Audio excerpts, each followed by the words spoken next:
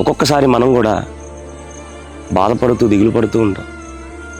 ఎవరు నాకు సహాయం చేయరా, ఎవరు నాకు తోడలేరా, సహాయం ఎక్కడి నుండి వస్తుంది అని మనం ఒక్కొక్కసారి బాధపడుతూ ఉంటాం, నిరుత్సాహపడుతూ ఉంటాం.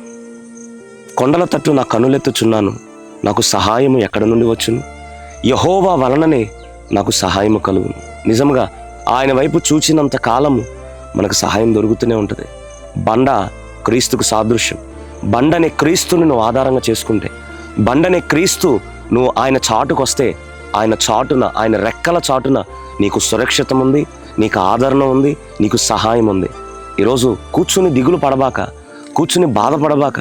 ఎవరు నాకు సహాయం చేస్తారు, ఏ మనిషి వచ్చి నాకు సహాయం చేస్తాడు, ఎవరొచ్చి నన్ను బయట పెడతారు, నువ్వు దిగులు పడొద్దు. దేవుడు ఖచ్చితంగా నీకు ఒకరోజు సహాయం చేస్తాడు. ఆశ్చర్యకరమైన సహాయం నీకు దొరుకుతుంది. దేవుని వైపు చూచినంత కాలము నువ్వు సహాయం పొందుతూనే ఉంటావు.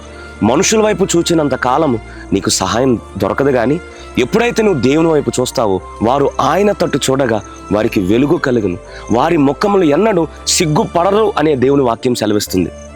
మనం ఆయన వైపు చూద్దాం, దేవుని సహాయాన్ని మనం పొందుదాం. కూర్చుని నిరాశపడొద్దు. కూర్చుని ఏంటి నా జీవితం, ఏంటి నా ఈ బ్రతుకు అని అనుకోవద్దు, దిగులు పడొద్దు, నిరాశపడొద్దు. నువ్వు ఆయన వైపు చూడు. ఖచ్చితంగా ఒకరోజు సహాయం నువ్వు పొందగలుగుతావు.